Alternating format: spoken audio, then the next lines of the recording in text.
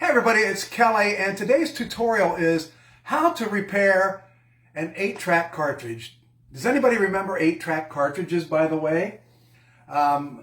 They were the rage. Actually, they up until 1982-83 was the last that they actually made these, and it was supposed to be the revolutionary item after the cassette and after the record, you know, the 45s and the 33 RPM albums, everything went to 8-track tape. And I happen to have one that I was just an item that when myself and Sam Hitchcock were on the road with Holiday Inns, I actually had an 8-track recorder, okay? And that is, you could buy the blank 8-track cartridge, and it was blank, and you would put it in and push record, and you could plug in microphones or any audio source. So I came across a cartridge that we had recorded at the Holiday Inn East in Tulsa, Oklahoma back in 1975. And so I wanted to actually had that transferred over to not a CD or anything, but just on a thumb drive, and I got a local guy here who does that. But I was too anxious, so I went down to the Goodwill store and bought an ancient 8-track player that was a part of a record player, a cassette player, and a FM tuner. I mean, this thing had to be 45 years old easily. So me in my anxious state to want to hear this, I plugged it in there, and of course, if you've ever had 8-track tapes, sometimes you pull the tape out, and this is what you have left. So in my horror, I thought, oh my gosh, how in the world am I going to recover this?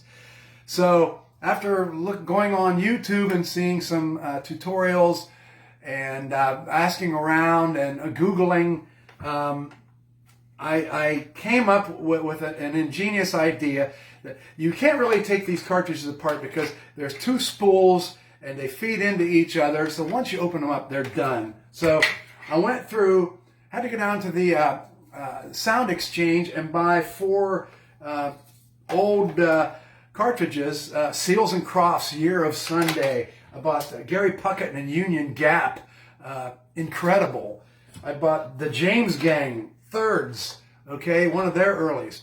So experimenting with this, it went bad 3 different times. There's one over there in the corner. But what I finally came up with was you had to actually splice the tape that's in here and take the tape that you want to put, you have to put the tape back in. And it has to go in this direction, not this. I did this and ruined another one. It took me 4 tries. But I spliced the tape and I taped them together, and I pulled them through, all the way through the cartridge, foot by foot, inch by inch, like this. Pulled it through until the lead came out, spliced it back together, and with the help of executive producer Ann, I had lost actually the splice. We had to go through it 3 times and finally found where it was spliced, put it back together, and voila, I have an 8-track tape that still works, that had the original tape in at the expense of 3 dead ones. So now I'm going to take this back down to my buddy. Yeah, there's the ones over there on that side of the room. Oh my God. Unbelievable. But I have this in my greedy little hands. I'm taking it down to the guy down here in the neighborhood who can transfer it over to a USB. And I'll be able to hear the Impromp-Two live at the V.I.P lounge at the Holiday Inn East in Tulsa, Oklahoma. And that date was, let's see here. Where's the date on there? August 6th, 1975. And we'd started there in late May. So we were playing 5 hours a night, 6 hours, 6 days a week.